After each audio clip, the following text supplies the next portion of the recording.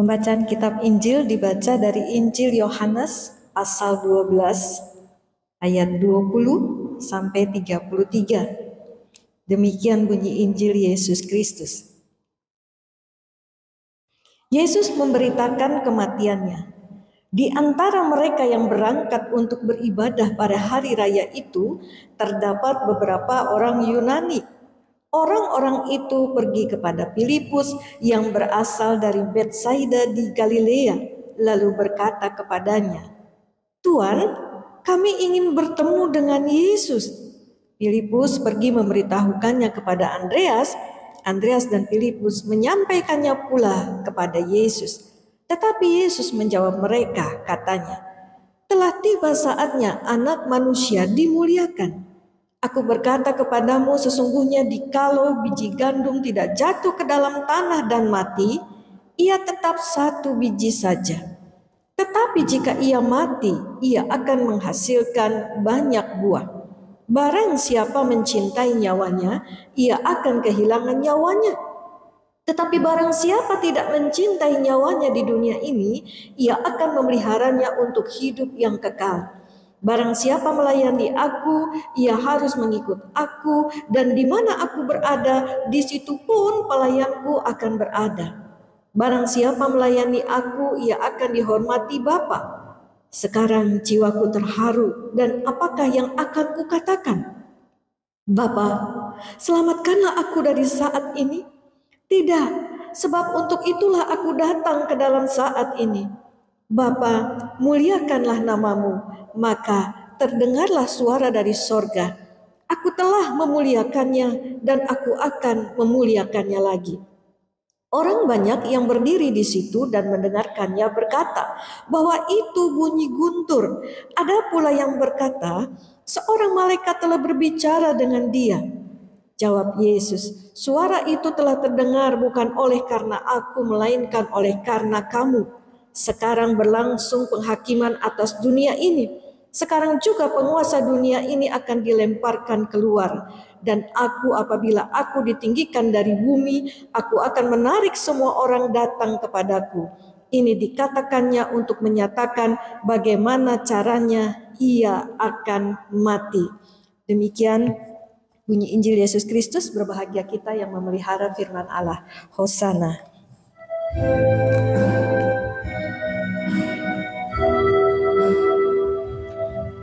Hosana, Hosana,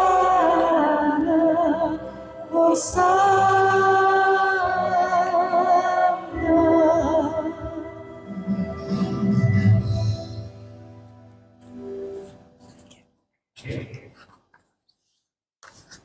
Bapak, Ibu, dan Saudara yang terkasih, minggu ini kita memasuki Minggu Prapaskah yang kelima. Minggu depan adalah Minggu Prapaskah yang terakhir, yaitu yang keenam. Setelah itu kita akan masuk dalam peringatan Jumat Agung. Dan pada hari Minggu berikutnya kita akan bersama-sama merayakan Paskah. Hari ini kita akan merenungkan satu tema, memilih jalan kemuliaan. Bapak, Ibu, dan Saudara yang terkasih, setiap orang yang hidup di dunia ini termasuk orang Kristen ingin hidupnya itu dipermuliakan. Kita tidak mau kalau kita itu dipermalukan. Betul ya? Anak kecil saja tidak mau kalau dirinya dipermalukan. Masalahnya, Saudara, kemuliaan versi Tuhan dengan kemuliaan versi dunia itu berbeda. Apa bedanya? Salah satu bedanya adalah pada cara meraih kemuliaan itu. Jalan kemuliaan versi Tuhan tidak sama dengan jalan kemuliaan versi dunia. Kemuliaan dari orang Kristen itu berasal dari Allah, Saudara. Karena itu, untuk mencapai kemuliaan hidupnya, orang Kristen harus belajar dan harus tahu bagaimana jalan menuju kemuliaan menurut firman Tuhan. Nah, untuk memilih jalan kemuliaan versi Tuhan, kita harus melakukan dua hal. Satu, yang pertama, kita harus belajar mati dari keakuan diri kita. Bapak, Ibu, dan saudara yang terkasih, satu kali orang-orang Yunani ingin bertemu Yesus. Mereka ingin tahu Yesus lebih dekat setelah mereka lihat Yesus menyucikan bait Allah. Mereka lihat Yesus marah di sana, ya. Jadi mereka ingin tahu siapa Yesus ini sebenarnya. Di saat inilah Yesus kemudian mengatakan di dalam Yohanes 12 ayat 23, telah tiba saatnya Anak Manusia dimuliakan. Yesus mengatakan kalau ia akan dimuliakan. Lalu bagaimana caranya Yesus dimuliakan? Tuhan Yesus berkata dalam Yohanes 12 ayat 24, sesungguhnya jikalau biji gandum tidak jatuh ke dalam tanah dan mati, ia tetap satu biji saja. Tetapi jika ia mati, ia akan menghasilkan banyak buah. Bapak, Ibu, dan saudara yang terkasih, Yesus menegaskan tentang kemuliaan satu biji gandum. Biji gandum itu barulah mulia kalau dia mati, lalu tumbuh jadi sebuah pohon besar yang menghasilkan banyak buah. Selama cuma jadi satu biji saja, gandum itu nggak ada gunanya. Keberadaannya tidak mulia. Begitu juga dengan Yesus. Yesus dimuliakan kalau dia mati untuk menebus dosa manusia. Dari manusia-manusia yang percaya kepada Yesus itulah yang ditebus dengan darah Yesus, sebuah kehidupan yang baru kemudian dibangunkan, yaitu kehidupan dari kita orang-orang Kristen, termasuk umat GKI Rahmani. Dan Bapak, Ibu, dan saudara yang terkasih, kalau kita memilih jalan kemuliaan, maka kita harus siap seperti Yesus, mati dari keakuan diri kita. Tuhan Yesus mengundang murid-muridnya untuk tidak menyayangkan nyawa mereka, dan bagi kita untuk tidak mencintai keakuan diri kita. Jalan kemuliaan itu adalah mati dari keakuan diri kita sendiri, saudara. Diri yang egois, diri yang sombong, diri yang penuh nafsu, diri yang duniawi. Jalan kematian itu, saudara-saudara, bukan untuk mencintai nyawa atau diri kita yang seringkali penuh nafsu, keserakahan, dan kecenderungan-kecenderungan berdosa.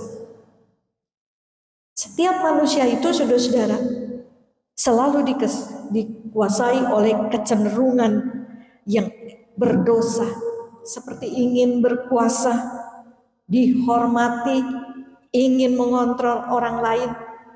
Coba kita lihat para pemuka agama zaman Yesus. Mereka begitu mencintai pamor dan harga dirinya sampai tega menyalibkan Yesus yang tidak bersalah. Jadi selama kita tidak mati dari keakuan diri manusia lama kita tidak akan pernah mengalami kemuliaan sebagai ciptaan baru dalam Kristus. Karakter mulia dari manusia baru itu tidak akan pernah muncul karena kita terus memelihara karakter-karakter dari manusia lama kita. Contoh ya Bapak Ibu, karakter rendah hati. Karakter rendah hati dari ciptaan baru tidak akan pernah terbentuk kalau kita selalu memilih jalan kesombongan dari manusia lama kita. Yang dimuliakan itu orang yang sombong atau orang yang rendah hati. Firman Tuhan sendiri mengatakan, kesombongan itu awal dari kehancuran. Tapi Allah meninggikan orang yang rendah hati. Jadi saudara-saudara, matikanlah keakuan dari diri manusia lama kita, supaya kita ini mengalami kemuliaan dari Tuhan. Nah, Paulus juga mengatakan hal yang sama di dalam Kolose 3 ayat yang kelima. Coba kita baca ayat ini bersama-sama ya. Kolose 3 ayat yang kelima. 1, 2, 3. Karena itu matikanlah dalam dirimu segala sesuatu yang duniawi. Yang duniawi itu apa, saudara-saudara? Kita lanjutkan. 2, 3. Yaitu percabulan, kenajisan, hawa nafsu, nafsu jahat, dan juga keserakahan yang sama dengan penyembahan berhala. Semua dimatikan ini, saudara-saudara. Percabulan, kenajisan, hawa nafsu. Berbagai hawa nafsu kadang menguasai kita, termasuk nafsu amarah, dendam, kebencian, dan juga iri hati, nafsu jahat, juga keserakahan. Yang menurut firman Tuhan itu sama seperti penyembahan berhala. Sudah ingat kan? Dosa pertama itu yang ditulis di 10 hukum Taurat adalah dosa penyembahan berhala yang menduakan Tuhan. Nah, apa hasilnya kalau kita bisa mematikan keakuan diri ini? Ya, ayat sebelumnya dari Kolose 3 ayat 4 berkata begini, apabila Kristus yang adalah hidup kita menyatakan diri kelak, kamu pun akan menyatakan diri bersama dengan Dia dalam kemuliaan. Jadi saudara-saudara, kita ini akan ikut di dalam kemuliaan Kristus kalau kita mau mematikan keakuan diri kita. Bagaimana Kristus bisa memuliakan kita? Kalau kita terus mengedepankan ego, ya, hawa nafsu, kedagingan kita, dan apa yang jahat di hadapan Tuhan. Bapak, Ibu, dan saudara yang terkasih, kalau kita mau mematikan keakuan diri, lalu caranya bagaimana? Kita coba belajar tempuh jalan kemuliaan yang kedua. Apa itu? Kedua, kita harus siap jalankan kehendak Tuhan. Kita lihat dan perhatikan apa yang Yesus katakan dalam Yohanes 12 ayat 26. Di situ dikatakan, barang siapa melayani aku, ia harus mengikut aku, dan di mana aku berada, di situ pun pelayanku akan berada. Barang siapa melayani aku, ia akan dihormati Bapa. Saudara-saudara, kalau kita ingin dimuliakan dan dihormati, carilah hormat dari Allah, bukan dari manusia saja. Terutama carilah hormat dari Allah. Yesus menunjukkan kalau hormat dari Allah itu akan kita terima kalau kita melayani Kristus. Atau dengan kata lain, kita belajar taat, siap melakukan kehendak Tuhan dalam hidup kita. Orang yang melayani dirinya sendiri tidak akan dimuliakan dan juga tidak akan mendapat hormat dari Allah maupun juga dari manusia. Saudara pernah melihat orang yang melayani dirinya sendiri? Pernah saudara lihat orang yang melayani dirinya sendiri? Orang yang mengikuti egonya, ya. Egonya diikuti, ya. Kalau terluka diikuti, begitu ya. Kalau egonya tersakiti diikuti. Nah, itu dia sedang melayani dirinya sendiri. Orang yang mengikuti nafsunya, dia juga sedang melayani dirinya sendiri. Jangan sampai ya, kita melayani di gereja, kita melayani di rumah, kita melayani di organisasi masyarakat, lalu kita berkata, aku sedang melayani Tuhan. Padahal kita ini sedang melayani diri kita sendiri. Kita sedang melayani ego kita. Kita marah, kita tersinggung. Kalau ide-ide kita tidak diterima. Kita mutung kalau kemauan kita tidak diikuti. Karena kita merasa ide dan kemauan kita itu baik buat gereja, baik buat orang-orang di sekitar kita, baik buat keluarga kita. Kita dendam, kita benci kalau orang tidak menghargai diri kita. Saudara, Tuhan Yesus itu datang dari sorga.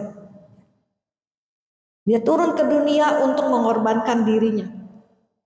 Tapi Tuhan yang punya kemauan baik. Tuhan yang punya rencana indah buat kita. Tuhan ditolak dan tidak dihargai orang banyak. Apalagi kita sebagai manusia, saudara-saudara. Nah, jadi kalau kita marah, suka tersinggung ketika melayani dimanapun, itu artinya kita sedang melayani diri kita sendiri, bukan sedang melayani Tuhan. Mari kita belajar taat kepada Kristus dengan melayani Kristus. Yesus berkata, barang siapa melayani aku, ia harus mengikut aku, dan di mana aku berada, di situ pun pelayanku akan berada. Orang Kristen yang memilih jalan kemuliaan adalah orang yang mengikut Yesus. Di mana Yesus ada, di situ dia juga ada. Waktu Yesus ada di penjara, memberi penghiburan untuk orang-orang yang di penjara, orang Kristen juga ikut di sana, ikut menghibur, ikut menguatkan. Waktu Yesus menemani mereka yang sakit dan lemah, orang Kristen juga ada di situ, ikut menghibur, ikut melawat, ikut menguatkan yang sedang sakit. Waktu Yesus berdoa, orang Kristen juga berdoa. Waktu Yesus mengampuni, orang yang melayani Tuhan Yesus, dia juga ikut mengampuni. Tapi orang Kristen itu suka aneh, saudara. Mulutnya berkata, saya mau taat pada Tuhan, tapi seringkali taatnya setengah hati dan sekarep dewek. Yang diperintahkan Tuhan tidak dikerjakan dengan sungguh-sungguh. Tapi yang gak diperintahkan malah dikerjai dengan segenap hatinya. Itu orang Kristen, saudara-saudara. Satu kali Yesus mengumpulkan murid-muridnya. Lalu dia berkata kepada mereka, hari ini kita akan pergi ke Bukit Zaitun untuk beribadah di sana. Masing-masing setiap orang harus membawa batu. Batunya berapa Tuhan? Terserah kalian. Mau banyak, mau sedikit, terserah kalian. Nah, murid-murid Yesus ini mengerjakan perintah Yesus, saudara. Ada yang bawa batu besar, ada yang bawa batu sedang gitu ya. Nah, tapi Petrus merasa aneh dengan perintah Yesus itu. Dia mulai mikir, saudara. Ngapain pergi ke bukit? Bawa batu segala. Hello, itu bukit loh Tuhan, bukan mall. Ya. Jalannya nanjak, udah kebayang capeknya kan? Kalau kita jalan di mall, biar jauh tapi ada AC-nya, dingin begitu ya. Ini di Timur Tengah, panas sepol ya. Petrus terus protes, saudara, dalam hatinya. Nah, karena udah kebayang capeknya, maka Petrus hanya mau bawa batu kecil sebesar kelingkingnya saja. Teman-temannya ada yang bawa batu besar ya, saudara ya. Begitu melihatnya, Petrus langsung tertawa. Dia mentertawakan teman-temannya yang membawa batu-batu besar dan berat. Nah, sampai di bukit, semua murid disuruh duduk oleh Tuhan. Lalu Tuhan berkata, murid-muridku, sebelum kita ibadah, mari kita makan dulu. Hah, mau makan? Mana makanannya Tuhan? Lalu Tuhan melanjutkan, peganglah batu yang ada di tangan kalian, angkat tinggi-tinggi. Semua berdoa pegang batu itu. Lalu Tuhan Yesus mengucap syukur, dan tidak lama kemudian batu-batu di tangan murid-murid itu berubah semuanya menjadi roti. Yang bawa batu besar makan roti besar, yang bawa batu kecil makan roti kecil. Saudara-saudara, Petrus langsung lemes ya. Dia udah capek jalan dari bawah ke atas bukit. Ternyata Tuhan suruh bawa batu itu untuk makanan dia sendiri, saudara. Waduh, nyesel ya. Nyesel sekali. Saya bawa batu kecil, nggak bawa batu yang besar. Saudara, ibadah berlangsung cukup lama ya.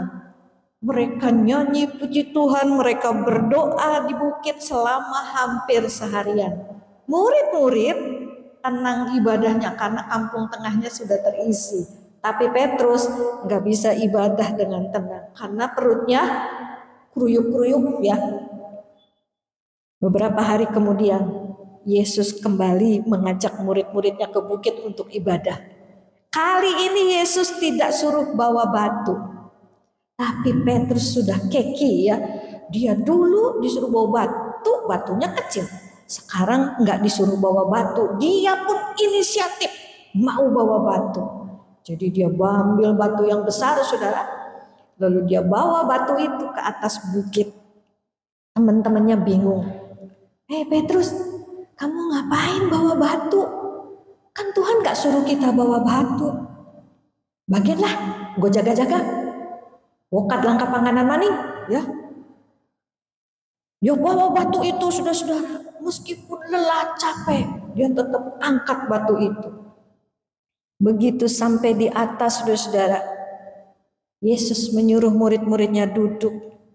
Sebelum mereka beribadah, Yesus memberi pengumuman.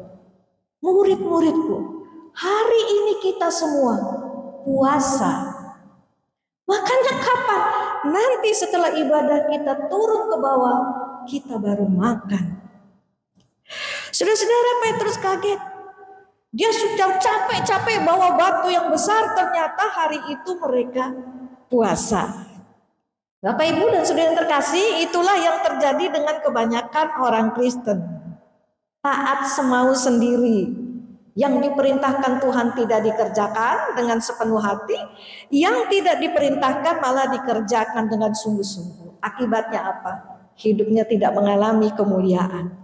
Sebab ketaatan yang setengah-setengah itu sama dengan kita tidak taat. Orang Kristen yang taat selalu melayani Yesus dimanapun dia berada dan dalam kondisi apapun. Apakah ketika sedang ada masalah, ada pencobaan yang berat, dia tetap melayani Yesus. Dia siap jalankan kehendak Tuhan. Waktu hidup sedang berat-beratnya, Yesus suruh dia bersyukur, dia bersyukur. Ya.